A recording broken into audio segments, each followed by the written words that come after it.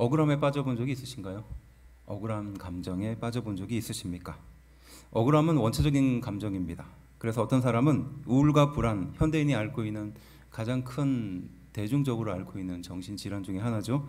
우울증과 불안증의 이 근본에 바로 이 비교로 인한 억울함이 깔려 있다라고 진단하는 사람도 있습니다. 어제 교회를 청소하는 중에 권사님하고 대화 중에 이런 이야기를 들었어요. 한국 사람하고 중국 사람하고 일본 사람하고 여행을 가면 쉽게 구별할 수 있는 방법이 있다는 겁니다. 가이드가 하는 말이에요. 식당에 딱 들어가 보면 이 사람이 한국 사람인지 중국 사람인지 일본 사람인지 바로 알 수가 있다는 거예요. 자, 식당에서 보면 알 수 있다는 겁니다. 중국인은 어떻게 들어옵니까? 시끄럽게 막 떠들면서 들어온다. 저 사람들은 중국인이야. 딱 이렇게 들어온다는 거예요. 일본 사람들은 어떻게 들어옵니까? 지도 새도 모르게 조용히 들어왔다가 조용히 밥 먹고 나간다는 거예요. 한국 사람들은 어떻게 들어올까요? 어떻게? 남들 뭐 먹나 살펴보면서 들어온다는 거예요. 남들 뭐 맛있게 먹고 있나 이렇게 보면서 들어온다는 겁니다. 유독 한국 사람들이 비교에 좀 그렇습니다. 상대적으로 보면 억울함을 참지 못하는 그런 환경에 놓여져 있다고 볼 수 있습니다. 여기에 억울한 사람이 한 명 있습니다. 그 사람은 야곱이죠. 이름처럼 경쟁하는 자, 다투는 자, 발 뒤꿈치를 잡는 자라는 사람입니다. 형과의 경쟁을 당연하게 여겼던 사람이에요. 비열한 방법으로 장자권과 축복권을 빼앗아 왔습니다. 그리고 형제를, 가족을 결국은 원수로 만들고 마는 사람이 되고 맙니다. 이 야곱이라는 사람을 생각해 보면 결국 어떤 사람입니까? 억울한 사람을 만드는데 1등인 사람이라는 거예요. 억울함에 빠져본 사람이 아니라 억울함을 만드는 사람이라는 것이었어요. 이게 야곱의 상태였습니다. 하나님께서 살아계셔가지고 그의 인생을 험하게 인도하는 것을 알 수 있습니다. 그 이후의 인생이 만만치가 않거든요. 삼촌 라반의 집에 더부살이를 하게 되는데 이후에 라헬이라는 아내를 얻기 위해서 무려 14년 동안 더 일을 하게 됩니다. 첫째 언니였던 레아를 얻고 그 다음에 7년을 속아서 또 라헬을 얻는 겁니다. 7년은 속아서 그리고 7년은 기다리면서 결국 얻게 되는 거예요. 누구는 이걸 보고 정성을 다했다고 말하지만 그렇지 않습니다. 속아서 이런 겁니다. 삼촌 라반의 비열한 속임수에 의해서 이렇게 넘어간 겁니다. 얼마나 억울하겠습니까? 그런데 그러한 남에게 억울함을 미쳤던 이 야곱이 이제는 어떻게 보면 억울한 상황에 14년씩이나 놓여지게 된 거예요. 참 이상하죠? 그런데 그 야곱의 행동이 언젠가부터 변하기 시작해요. 어떻게? 경쟁하고 다투는 자에서 이용당하고 억울한 사람이 되어갑니다. 그리고 비열한 방법을 서슴지 않게 동원했던 그 야곱이 어떻게 합니까? 알고도 속아주는 사람이 되어가는 겁니다. 뭔가 좀 이상하죠? 이런 야곱처럼 우리 현대인이 억울함에서 벗어날 수 있는 방법은 무엇일까? 함께 말씀을 통해서 3가지 은혜를 찾아보려고 하는 것입니다. 그 첫 번째가 무엇인가? 왜 야곱은 이런 억울함, 감정에서 또 억울한 기질에서 벗어날 수 있었는가? 첫 번째, 갚으시고 보시는 하나님이라는 주제입니다. 30장 25절인데요. 그 첫 시작이 이렇게 되는 겁니다. 라헬이 요셉을 낳았을 때 야곱이 라반에게 이르되 나를 보내어 내 고향 나의 땅으로 가게 하시되. 자, 이제 라헬을 얻고 나서 요셉을 얻었어요. 그래서 추정하기는 한 6년 정도 지났을 거라고 봅니다. 그래서 20년이 지난 겁니다. 삼촌 라반에게 속아서 20년까지 온 거예요. 그리고 20년이 다 되도록 지금 야곱은 자신의 재산이라고 변변히 가질 수 없는 상황이었던 겁니다. 그리고 이제 때가 되니까 내가 원래 살았던 내 고향으로 가야 할 때가 되었습니다 라고 지금 야곱이 그 삼촌 라반에게 말하는 장면이 시작되는 겁니다. 그런데 27절에 보면요, 삼촌 라반이 어떻게 반응하느냐, 이렇게 반응해요. 너로 말미암아 내게 복 주신 것을 내가 알고 있다. 그러니까 지금 야곱으로 인하여 우리 집, 이 라반의 집이 풍성하게 된 것을 누구보다도 내가 잘 알고 있다라고 먼저 고백합니다. 그런데 문제는 거기서 끝나는 것이 아니라 야곱에게 그래도 거기에 있으라 라고 말해요. 그대로 있으라 라고 말합니다. 그러니까 떠나지 말라는 겁니다. 사람의 욕심은 끝이 없죠. 라반을 보면 알 수 있는 거예요. 그에 대해서 30절, 그 말에 대한 이제 항변인 겁니다. 내가 오기 전에는 외삼촌의 소유가 적더니 번성하여 때를 이루었으니 내 발이 이르는 곳마다 여호와께서 외삼촌에게 복을 주셨나이다. 그러나 나는 언제나 내 집을 세우리이까 라는 거예요. 그러니까 하나님이 나를 통해서, 야곱을 통해서 외삼촌의 집에 복을 주는 것을 내가 잘 알고 있다는 거예요. 그런데 지금 현재 나는 집을 세울 만한 그런 재산도 능력도 없는 상태라는 겁니다. 20년 동안 삼촌에게 그렇게 열심히 봉사를 하고 희생을 했는데 지금 내가 집을 이룰 만한 소유가 전혀 없다라고 지금 야곱은 말하고 있는 거예요. 그리고 이제 야곱은 그 삼촌에게 제안을 하는 겁니다. 품삯으로 아롱진 것, 점 있는 것, 그다음에 검은 것은 내 것으로 주고 아무 흠 없는 것은 삼촌이 가져가도록 해달라고 말합니다. 당시에 이것은요 별로 그렇게 좋은 방법은 아니었습니다. 왜냐? 문제가 있었던 양들이거든요. 뭐 아롱지었다, 뭐 점이 있다, 이거는 별로 사람들에게 그렇게 선호하는 것들이 아니었습니다. 그리고 확률적으로도 많지 않았던 확률이에요. 만일에 100마리의 양이 있다면 이렇게 문제가 있는 양들은 그렇게 적었다는 겁니다. 그러니 이 제안을 누가 먼저 합니까? 야곱이 먼저 삼촌에게 하는 거예요. 37절과 38절은요 그에 대한 구체적인 방법이 등장해요. 버드나무와 살구나무와 신풍나무 껍질을 벗겨서 그 양들이 먹고 물을 먹는 그 구유 앞에다가 그 껍질을 벗겨놓은 것을 세워놓고, 그리고 그것을 따라서 이제 대개 당시에 이제 민간 신앙이었는데요. 전혀 신앙적이지는 않습니다. 당시에 민간 신앙이 그렇게 양들이 먹는 그 물기를 돌려가지고 이렇게 구유 같은 것을 만들어서 물을 먹게 했는데 그 앞에 이렇게 가지를 꽂아 놓으면 그 앞에서 양들이 이렇게 교미를 했다는 거예요. 그래서 그걸 의도적으로 그렇게 했다는 겁니다. 근데 여기서 이제 이 야곱이 그 방법을 동원하는 겁니다. 그래서 어떤 사람은 이에 대해서 좀 오해를 합니다. 그러니까 하나님의 방법을 쓰지 않고 이 야곱이 잘못된 방법을 쓰지 않았느냐 이렇게 생각하는 사람들이 가끔 있어요. 근데 이것은 이 일이 일어난 뒤에 이 평가를 보면 좀 알 수가 있는데요. 그게 뭐냐면요. 31장 8절부터 9절 말씀인데요. 이렇게 야곱이 한 행동에 대한 평가입니다. 31장 8절. 그가 이르기를 점 있는 것이 내 삭시 되리라 하면 온 양떼가 나은 것이 점 있는 것이요 또 얼룩무늬 있는 것이 내 삭시 되리라 하면 온 양떼가 나은 것이 얼룩무늬 있는 것이니 라는 거예요. 그러니까 야곱이 점 있는 것을 내게 달라라고 했으면 하나님은 나에게 점 있는 것을 주셨을 거고, 얼룩무늬라 그러면 얼룩무늬를 주셨을 거며, 아무것도 없었던 것을 구했으면 아무것도 없던 것을 주었을 것이라는 거예요. 그러니까 의도적으로 양에게 문제가 있는 그런 점 있는 것이나 아니면 결격사유가 있는 양들을 키우고 싶은 사람은 아무도 없었을 거예요. 근데 이 야곱은 바로 그 방법을 사용한 겁니다. 당시의 민간 신앙을 동원해서요.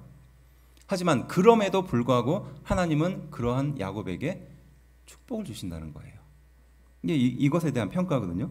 그래서 9절은 그것에 대해서 아주 구체적으로 말합니다. 우리 함께 한 목소리를 좀 읽어봅시다. 31장 9절 시작. 하나님이 이같이 그대들의 아버지의 가축을 빼앗아 내게 주셨느니라. 아멘. 그래서 그 방법에 대해서 하나님은 아주 노골적으로 이렇게 사용했다는 겁니다. 그대들의 아버지의 가축을 어떻게 빼앗아 가지고 자기에게 줬다는 거예요.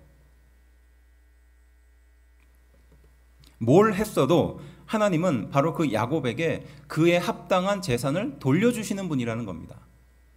그래서 심지어는 그 아버지의 양을 빼앗아 가지고 자기에게 주시는 분이라는 거예요.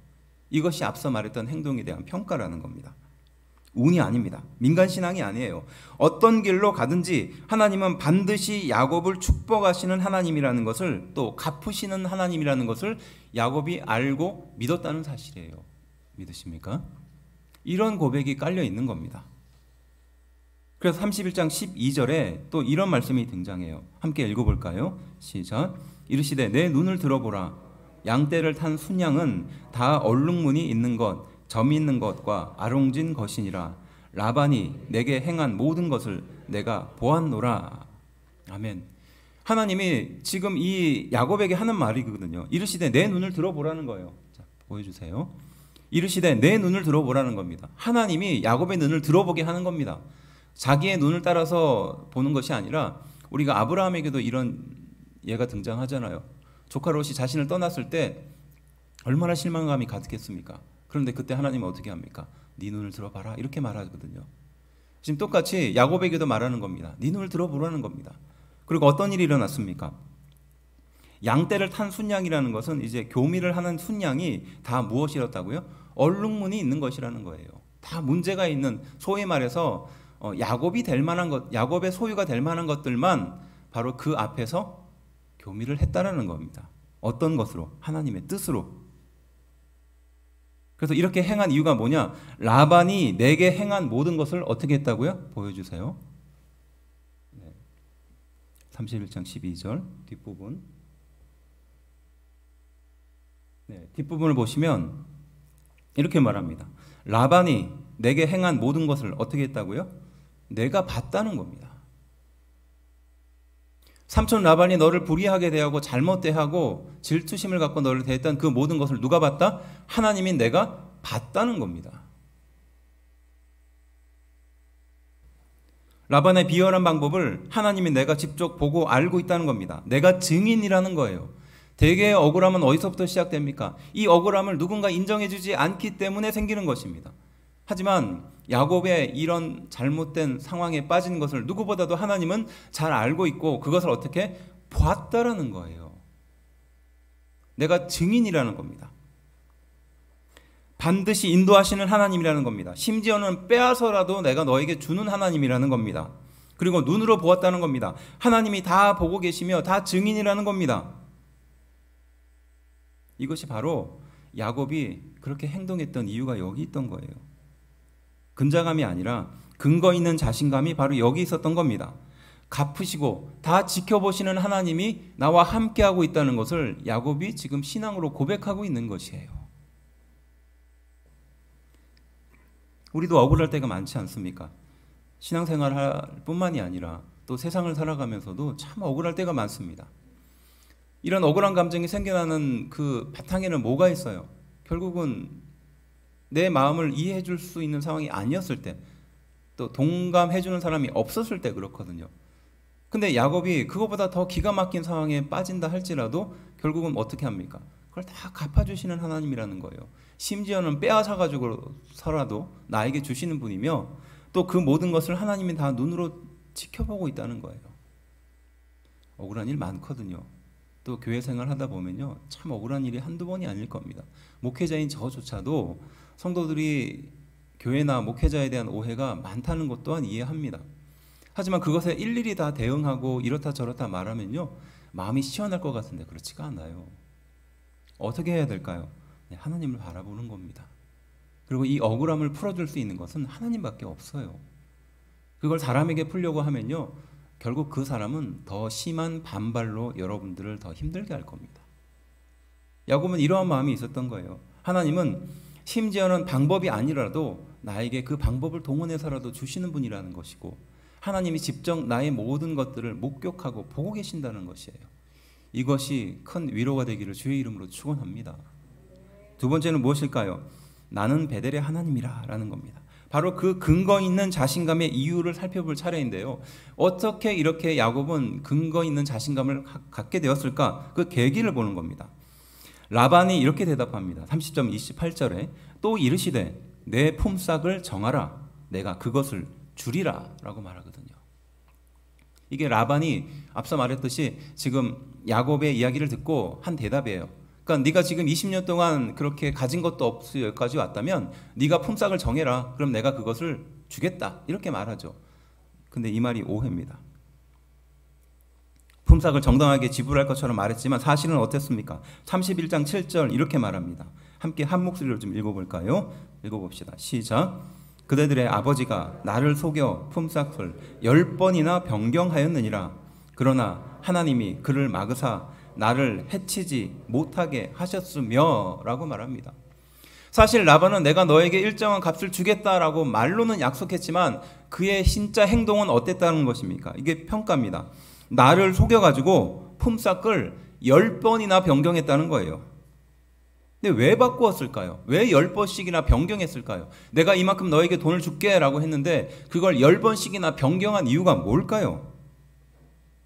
변심해서? 적게 주려고? 아까워서? 그런 걸까요? 목적은 야곱을 해치기 위해서입니다. 그래서 그 뒷구절에 나오거든요. 하나님이 그를 막으셔서 나를 해치지 못하게 했다는 겁니다. 10번이나 그것을 변경할 만큼 이 라반은 야곱이 그 소유를 가져가는 것을 못 참았던 거예요. 야곱에게 간 그것마저도 빼앗으려고 했다는 겁니다. 심지어는 목숨도 다룰 만큼 그런 마음의 잔혹한 상태였다는 것입니다. 그런데 하나님이 그것을 막았다는 거예요. 삼촌 라반은 조카 야곱을 14년, 아니 20년이죠. 20년씩이나 속인 것도 모자라서요. 그에게 갈 소유, 응당한 대가도 빼앗으려고 했었던 겁니다. 이런 말도 안 되는 사람이 어디 있겠어요? 만일에 우리 주변에 그런 사람이 있다고 한다면 아마 대부분 사람들이 그렇게 얘기할 겁니다. 떠나라, 도망가라, 피해라. 그렇죠? 당연한 겁니다. 그런데 바로 그러한 야곱에게 하나님은 찾아가서 어떻게 말씀하시는가? 31장 13절 말씀입니다. 이렇게 말해요. 나는 베델의 하나님이다 라는입니다. 내가 거기서 기둥에 기름을 붓고 거기서 내게 서원하였으니 지금 일어나 이곳을 떠나서 내 출생지로 돌아가라 하셨느니라 라고 말하는 거예요. 바로 그 잔혹한 삼촌 라반에게 그러한 학대를 당하고도 하나님은 그에게 찾아가서 어떻게 말씀하시는 건가? 나는 베델의 하나님이다라는 겁니다. 베델의 하나님이란 뜻이에요.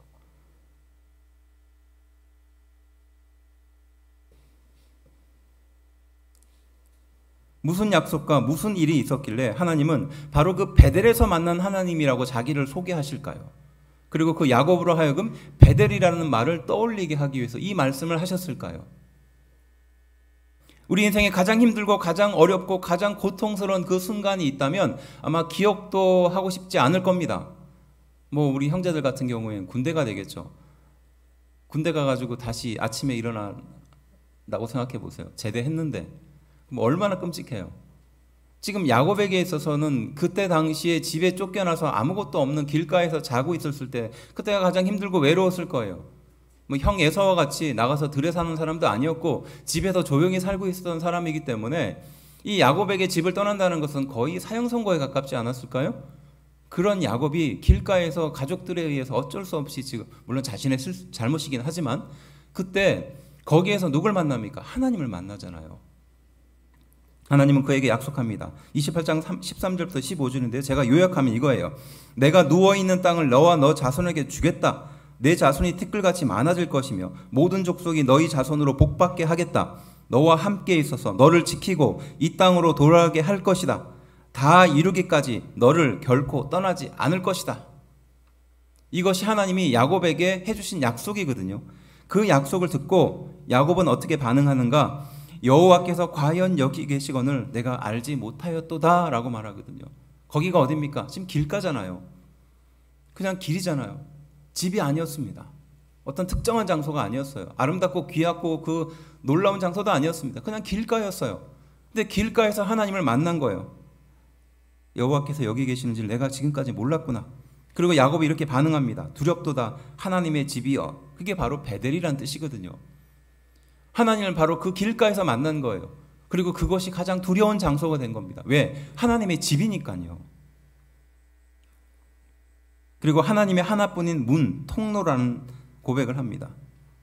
그래서 18절 의미 있는 행동을 하죠. 반응입니다. 베개로 삼았던 돌을 가져와서 기둥으로 만들어요. 그리고 그 위에 기름을 붓습니다. 뭡니까? 예배를 하는 거죠. 그리고 그 이름을 베델이라고 불러요. 이거예요. 바로 내가 가장 외롭고 힘들고 괴로웠을 때 누구도 너를 인정해주지 않은 그 순간에 가장 아무것도 없다고 생각하는 그 순간에 내가 너를 찾아갔다는 겁니다. 그리고 그것이 바로 베델이었다는 겁니다. 그리고 너에게 약속을 주었다는 거죠. 그리고 그것을 보고 야곱은 어떻게 했습니까? 반응을 하잖아요. 거기에 기름을 부어 제단을 쌓는 겁니다. 예배를 드리는 거죠. 이제 의미 있는 서원을 하게 됩니다. 20절인데요. 우리 함께 한 목소리로 좀 읽어봅시다. 시작. 야곱이 서원하여 이르되 하나님이 나와 함께 계셔서 내가 가는 이 길에서 나를 지키시고 먹을 떡과 입을 옷을 주시어. 21절. 내가 평안히 아버지 집으로 돌아가게 하시오면 여호와께서 나의 하나님이 되실 것이요. 22절 내가 기둥으로 세운 이 돌이 하나님의 집이 될 것이요. 하나님께서 내게 주신 모든 것에서 10분의 1을 내가 반드시 하나님께 드리겠나이다 하였더라 라고 말합니다. 이게 야곱의 서원이었거든요. 정리하면 이겁니다. 야곱이 이러한 약속과 이러한 반응과 이어지는 서원이 무엇이었는가? 이런 날을 지키시고 먹을 것과 입을 옷과 평안히 아버지의 집으로 돌아오게 하시면 첫 번째, 여호와가 나의 하나님이라는 것을 고백하겠다는 것이에요. 한마디로 하나님을 나의 주인으로 삼겠다는 겁니다. 두 번째, 이 돌이 하나님의 집이 될 것이라는 겁니다. 그 고백 이후에 예배를 드리겠다는 겁니다. 그리고 마지막 세 번째, 하나님께서 내게 주신 모든 것의 10분의 1을 내가 반드시 하나님께 드리겠다라는 거예요. 그리고 당시에 이 10분의 1을 드린다는 행동은 뭡니까? 내가 가지고 있는 모든 소유물의 주인이 당신입니다라는 것을 고백하면서 10분의 1을 떼서 계약으로 주었던 행동이에요. 지금 야곱에게는 아무것도 없잖아요. 그리고 앞으로 있을 모든 것들을 결국 누구 것이다? 하나님의 것이다라는 것을 인정하겠다는 겁니다. 내 것이 아니라. 그래서 내가 앞으로 일어나는 모든 일들에 대해서 10분의 1을 떼서 하나님께 드리겠다는 소유의 약속을 하는 겁니다.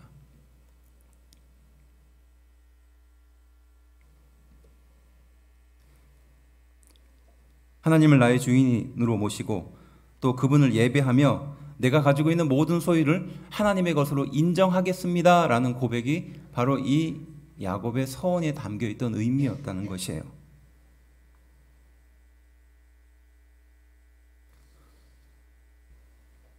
야곱이 하나님과 마치 조건을 하듯이 딜을 하듯이 제시하는 것이 아니라 불안하고 두려운 미래의 소유를 내가 가지지 않고 전적으로 하나님께 맡기겠다라는 믿음의 고백을 하고 있는 줄로 믿습니다. 언제? 아무것도 없었을 때. 그 어떤 것도 남아있지 않을 때 바로 야곱은 이것을 하나님께 서원으로 고백했다는 거예요. 좀 돈도 있고 능력도 있고 실력도 있고 좀 몸도 건강하고 이럴 때 고백하고 하나님을 인정하면 얼마나 좋겠습니까? 지금 굳이 비유하자면 지금 야곱은 돈도 없는 거예요. 건강도 다 잃어버린 겁니다. 자신을 의지할 만한 그 어떤 것도 남아있지 않은 상태예요. 그때 하나님의 약속을 듣고 하나님을 인정하며 이 고백을 했던 겁니다. 하나님이 나의 주인이며 내가 하나님께 예배를 드릴 것이며 나의 모든 것이 하나님의 것임을 인정하겠다라는 것이에요. 이것이 야곱의 소원이었어요. 우리는 이 11조의 정신을 강조하지 않을 수가 없어요. 최근에 교회를 비판하는 많은 사람들이 이 11조에 대해서 가장 먼저 걸고 넘어집니다. 교회에서 11조를 드리는 게 과연 성경적이냐? 그게 신앙적이냐? 이 뭘 말하는 걸까요? 하기 싫으니까 하는 말이에요. 쉽게 말해서. 물질 문명주의를 살다 보니까 10분의 1을 떼는 것은 보통 용기가 필요한 게 아니거든요. 그런데 우리가 너무나 잘 알듯이 대한민국의 초창기 처음의 신앙의 여정들 또 선배들은 목숨과 같이 지켰던 것이에요. 주일 예배와 더불어서 11조였습니다. 서양에서는요 11조 대신 뭐라고 바꾸느냐? 기부금으로 바꿔요. 기부금. 그러니까 기부한다는 거예요. 그렇게 열심으로 11조를 구별하고 우리가 알고 있는 그 가장 유명한 철광왕이 10분의 1을 떼기 위해서 따로 회사를 만들었을 만큼 중요하게 여겼던 그 나라가 이제는 그 11조의 정신이 사라지고 기부금이라는 이름으로 바꾸어가고 있어요. 그러니까 앞서도 말했듯이 뭡니까? 핑계대는 겁니다. 하기 싫어서 그런 거예요. 아까우니까 그래요. 사실 그렇습니다. 목사님들끼리 이런 얘기를 해요. 가끔 교회에서 헌금 바구니 돌리는 것에 대해서 이야기할 때가 있어요. 예전에는 헌금 바구니를 돌렸잖아요. 예배 뒷부분에. 그래서 헌금 바구니에 빈손 넣고 이렇게 넣는 사람도 있었고, 네, 심지어는 돈을 꺼내 가시는 분도 있었다. 뭐 이런 얘기도 우스갯소리를 하지만 지금 생각해 보면 굉장히 좀 유치한 방법 아니겠습니까? 근데 요즘은 그렇게 하지 않습니다. 요즘은 웬만하면 다 들어올 때 헌금함에다가 헌금을 넣죠. 그런데 이렇게라도 과거의 선배들이 했었던 이유가 뭐냐라는 겁니다. 감사와 소유의 주인이 누구임을 성도들에게 뚜렷하게 가르쳐주기 위해서 했다는 거예요. 그렇게 해서라도. 우리는요, 잘못된 것에, 잘못된 정의에, 잘못된 정보에 함몰되는 경우가 꽤 많이 있습니다. 예를 들면 이거죠. 새벽에 여러분들 나가보시면 생각보다 새벽에 움직이는 사람들이 많음을 알 수 있어요. 그렇죠? 막 자고 있을 때 나는 그 시간에 쿨쿨 자고 있었는데 사실은 일어나 보니까 그 시간에 얼마나 많은 사람들이 활동하고 움직이는지 참 놀랄 때가 많잖아요. 근데 이 똑같은 상황을 보고 어떤 사람은 부지런하구나, 열심히 사는 사람이 많구나 이렇게 생각하지만 어떤 사람은 저렇게 아등바등 살아가지고 뭘 그렇게 얻으려고 그러나, 욕심이 많은 사람이 진짜 많구나 이렇게 생각하는 사람이 있거든요. 잘못된 정보나 잘못된 정의에 자꾸 함몰되는 거예요. 대한민국 교회는 탐욕스럽지 않습니다. 사실 한국 교회가 탐욕스럽다면요, 하나님이 그렇게 놔두지 않을 겁니다. 우리가 기억해야 될 것은 하나님께서 우리에게 주시는 소유에 대해서 어떻게 생각하고 그것을 어떻게 받아들이는 거예요. 우리 교회도 참 부족하지만 이 주정헌금이라는 것을 해요. 주정헌금 요즘 안 하는 교회 많거든요. 시골에서나 합니다. 근데 왜 그걸 그렇게 하냐 하면요, 주일 정하는 거예요. 큰 돈 작은 돈이 아니에요. 정성을 다하는 겁니다. 준비하는 거잖아요. 기쁨으로 자신의 것들을 드리는 거잖아요. 그래서 부족하지만 이렇게 하나님께 드리는 훈련과 연습을 하는 겁니다. 늘 많은 것을 하나님께서 나에게 주셨는데 내가 이것밖에 드리지 못하는 부끄러움과 죄송스러움을 이 주정헌금에 담아서 드리는 거예요. 그래서 여러분들의 자녀에게 이것을 훈련하라는 것도 그런 의미입니다. 저희 아이도 있지만 할머니 할아버지로부터 용돈, 주변 사람들로부터 용돈을 가끔 받아요. 그리고 꽤 많아요. 그걸 보면서 가끔 저도 빌려 쓰고 싶을 때가 있거든요.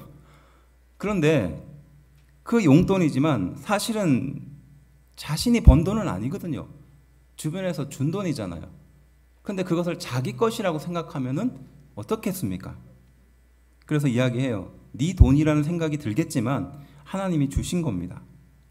그래서 아까워하지 말고 준비해서 늘 하나님께 헌금을 드리라라고 가르쳐요. 무엇을 알려주려고 하는 걸까요? 돈의 소유가 누구로부터 있는가를 알려주려는 거예요. 그리고 결국 이것은 무엇을, 우리의 자녀가 돈의 노예가 되지 않게 하기 위한 방법이지 않겠습니까? 돈 때문에 얼마나 많은 사람들이 실망하고 좌절하고 인생의 쓰디쓴 길을 걸어갑니까? 그럴 때 이 돈의 소유가 내 것이었기 때문에 그렇다는 거예요. 그런데 이 돈의 소유가 누구의 것입니까? 하나님의 것이면은 얼마나 감사하고 귀한 일이에요. 이게 11조 정신에 담겨 있는 겁니다. 삼촌 라반의 변덕과 이 불의함과 속임에도 흔들리지 않았던 이유는 하나님께서 내 모든 소유를 함께 하기 때문에, 그리고 이 모든 것은 하나님의 것이기 때문이라는 겁니다. 그래서 내가 하나님을 주인으로 고백하고 그분께 예배할 수 있는 것이며 내 소유는 하나님의 것입니다를 인정할 수 있게 되는 줄로 믿습니다. 이것이 바로 베델의 하나님이라는 거예요. 마지막 세 번째는 나의 의가 내 대답이 되리이다 라는 고백입니다. 30장 31절은요 이렇게 말합니다. 라반이 이르되 내가 무엇으로 내게 주겠느냐라고 말합니다. 그러니까 라반은 지금 물어보는 거죠. 그 야곱에게. 야곱이 이르되 외삼촌께서 내게 아무것도 주시지 않아도 나를 위하여 이 일을 행하시면 내가 다시 외삼촌의 양떼를 먹이고 지키리이다 라고 말해요. 지금 야곱의 고백을 가만히 보세요. 라반이 뭘 줄까라고 말하니까 만약에 저 같았으면 얼마 주세요 라든지 양 몇 마리 정도는 깔아주세요 뭐 이렇게 했을 겁니다. 그런데 야곱은 뭐라고 대답합니까? 야곱이 이르되 외삼촌께서 내게 아무것도 주시지 않아도 된다는 겁니다. 아무것도 필요 없다는 거예요. 대단한 용기가 필요한 거죠. 내게 아무것도 주시지 않아도 나를 위하여 이 일을 행하시면 내가 다시 외삼촌의 양떼를 먹이고 지키겠습니다 라는 고백을 합니다. 또 이런 일도 일어납니다. 31장 1절인데요. 앞서와 같이 그런 기적적인 사건이 일어나자 그 야곱의 아들들이 가만히 보고 있었겠어요? 이렇게 말합니다. 야곱이 라반의 아들들이 하는 말을 들은즉 야곱이 우리 아버지의 소유를 다 빼앗고 우리 아버지의 소유로 말미암아 이 모든 재물을 모았다 하는지라 라고 말하는 거예요. 앞서 말했던 것처럼 라반의 집은 그렇게 소유가 많지 않았는데 야곱이 함께함으로 인하여 그 재산이 늘어나고 풍성하게 되었는데 그것을 다 잊어버리고 지금 그 재물이 야곱에게 가니까 그 아들들이 질투하면서 모함하면서 했던 말이에요. 아버지의 소유를 빼앗고 야곱이 아버지의 소유로 이 모든 재물을 모았다라고 억울한 모함을 하고 있는 겁니다. 하나님의 축복으로 적은 소유에서 풍성하여졌는데도 불구하고 품삯을 정해주지 않아도 된다라고 말하고요. 아무것도 주시지 않아도 된다라고 말합니다. 심지어는 억울한 모함에도 야곱은 대답하지 않습니다. 무엇입니까? 하나님이 역사하시기 때문이었다는 것이에요. 이렇게 믿을 수 있었던 야곱의 근거는 무엇이었는가? 바로 의로움에 대한 경험이 있었기 때문입니다. 그래서 33절 이렇게 말하는 거죠. 함께 읽어볼까요? 시작. 후일에 외삼촌께서 오셔서 내 품삯을 조사하실 때에 나의 의가 내 대답이 되리이다. 이게 야곱의 고백이에요. 후에 삼촌이 나에게 다시 와서 품삯을 조사하게 되면 내 의가 내 대답이 될 것입니다 라는 고백을 하고 있는 겁니다. 아무것도 주지 않아도 억울한 모함에도 나는 하나님의 의를 붙드는 사람입니다 라는 뜻이에요.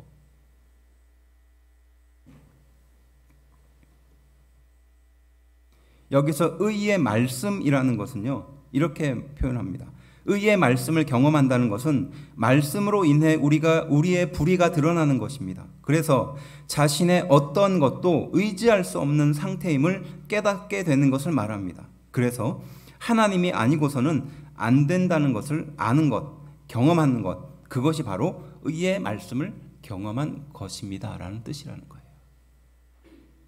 하나님의 말씀을 듣고도 불편하지 않는 사람은 이상한 사람이라는 것이, 그것이 오히려 더 위험하다는 겁니다. 양심이 무뎌졌거나 하나님 앞에서 의롭게 살고 있다고 착각해서 교만하거나 늘 죄의 본성 앞에 엎드려줄 수밖에 없는 나의 상태를 보지 못하는 장님이거나, 그래서 의의 말씀을 경험한다라는 것은 내가 하나님의 말씀이 아니고서는 살아갈 수 없는 존재라는 것을 철저하게 깨닫는 것을 말하는 거죠. 그래서 히브리서 5장 12절부터 14절 말씀은 이에 대해서 명쾌하게 정리해요. 이렇게 말합니다. 때가 오래되었으므로 들어보세요. 너희가 마땅히 선생이 되었을 터인데 너희가 다시 하나님의 말씀의 초보에 대하여 누구에게서 가르침을 받아야 할 처지이니 단단한 음식을 못 먹고 젖이나 먹어야 할 처지가 되었도다. 할 자가 되었도다. 이는 젖을 먹는 자마다 어린아이니 의의 말씀을 경험하지 못한 자요라고 표현하거든요. 그러니까 시간이 많이 흘렀다는 거예요. 때가 오래되었는데 너희가 다시 하나님의 말씀의 초보에 대해서 지금 가르침을 받아야 하는 상태라는 겁니다. 신앙생활이 오래 지났는데 아직도 믿음의 초보 안에 머물러 있다는 거예요. 그리고 그 이유를 무엇이라고 분석합니까? 어린아이와 같은 상태고 젖이나 먹어야 하는 상태인데 의의 말씀을 경험하지 못했기 때문이다 라고 말하는 거예요. 그리고 그 다음 절 14절 이렇게 표현합니다. 의의 말씀을 경험하는 자, 단단한 음식을 먹는 자라고 읽어보면 됩니다. 5장 14절 우리 함께 한 목소리로 좀 읽어볼까요? 시작. 단단한 음식은 장성한 자의 것이니 그들은 지각을 사용함으로 연단을 받아 선악을 분별하는 자들이니라. 아멘. 그래서 신앙생활이 오래되었음에도 불구하고 아직도 적과 같은 것만 달라고 말하는 신앙의 초보인 사람들에 대해서 경계하면서 그들이 의의 말씀을 경험하지 못했기 때문에 결과적으로 이렇게 되었다라고 평가하는 겁니다. 그리고 의의 말씀을 경험하는 자, 단단한 음식을 먹는 자는 어떻게 살고 있는가? 장성한 자인데 그들은 지각을 사용한다는 겁니다. 그리고 연단을 받는다는 겁니다. 그래서 결국은 선악을 분별하는 사람들이라는 것이에요. 연단을 받는다는 것은 계속 묵상하고 연구하고 깊은 교제 속에 간다는 뜻이거든요. 잘못된 정의에 내가 함몰되지 않는다는 것을 말하는 겁니다. 내가 항상 하나님의 의에 붙들려 중심을 지키고 감정이나 소문에 흔들리지 않는 신앙의 상태를 유지할 수 있는 힘이 있다는 것이에요. 사단의 미혹이나 잘못된 자기 확신에서 벗어나 믿음과 인내의 길을 걸어갈 수 있는 능력, 그런 능력이 있는 장성한 자다라고 지금 고백하고 있는 줄로 믿습니다. 무엇이죠? 의의 말씀을 경험하는 자가 그렇다는 거예요. 지금 야곱이 그렇게 고백하는 거예요. 나의 의가 내 대답이 될 것입니다 라는 고백이 바로 그런 의미인 줄로 믿습니다. 정리하면 이거죠. 갚으시고 보시는 하나님입니다. 반드시 우리 인생을 인도하시고 하나님이 다 보고 알고 계신다라는 것이에요. 두 번째는 무엇입니까? 나는 베델의 하나님이다 라는 겁니다. 약속과 소원을 이루시는 분이죠. 그래서 우리는 그분을 주인으로 모시고 예배를 드리며 내 모든 것에 대한 소유를 그분께 드릴 수 있는 용기가 필요한 그런 사람이 되는 것입니다. 마지막 세 번째는 무엇입니까? 나의 의가 내 대답이 될 것이다 라는 겁니다. 아무것이 없어도 억울한 모함 속에 있어도 하나님의 의가 나의 기준입니다 라고 고백한다는 것이죠. 믿으십니까? 사람은요 누구나 억울할 수 있습니다. 또 억울한 감정에 사로잡힐 수 있고요. 또 잘못된 선택과 판단을 할 수 있습니다. 어떻게 보면요 가장 억울했던 사람이 야곱이 아니었을까요? 근데 생각해 보면요 야곱은 사실 유복한 가정의 막내였습니다. 그리고 부모의 특별히 어머니의 사랑을 또 인정을 많이 받았던 사람이지 않았습니까? 근데 이 야곱이 억울함에 사로잡혀서 그의 인생을 얼마나 망가뜨리는지 우리는 너무나 잘 알고 있어요. 억울함에 사로잡히고 비교에 사로잡혀서 타인을 괴롭히는 그런 사람이 되고 말아버리는 거죠. 하지만 그가 하나님을 만나서 서원과 약속을 붙들고요. 하나님의 의가 나의 기준임을 고백하면서 비록 뼈가 부러지고 힘줄이 끊어질지라도 끝까지 붙드는 신앙을 소유하게 되었다는 사실이죠. 이것이 야곱이 우리에게 주는 의미입니다. 또 우리가 알고 있는 억울한 사람이 있습니다. 능력이 있음에도 불구하고 죄가 없음에도 불구하고 가족에게, 제자들에게, 사랑받고 지지받아야 할 사람들에게 능욕과 모욕을 당하신 분이 있죠. 하나님께 받은 소명을 이루기 위해서 피가 땀이 되도록, 땀이 피가 되도록 기도하시며 인간의 모든 죄를 대신 짊어지고 하나님과의 우리와의 길을 열어놓기 위해서 그 사명을 묵묵히 감당하신 분이 있습니다. 이러한 사람들의 모함에도 결국 십자가에서 죽으셨지만 그리고 다시 부활하셨지만 제자에게 찾아가서 또 자신을 향하여 저주를 퍼부었던 사람들에게 찾아가서 죄를 묻지 않으시고 용서하시며 사명을 맡기고 구원의 길을 열어놓으신 분이 있습니다. 우리가 바로 그분을 따라서 신앙생활을 하고 있습니다. 그분의 가신 길을 따라서 또 우리도 지금도 걸어가고 있는 줄로 믿습니다. 이 야곱이 우리에게 주는 의미, 또 신앙에 주는 의미를 다시 한번 되새겨 하나님의 뜻대로 은혜대로 다시 한번 붙드는 우리 귀한 성도들이 되기를 주의 이름으로 축원합니다. 하나님은 지금도 나와 함께하고 계십니다. 기도하겠습니다.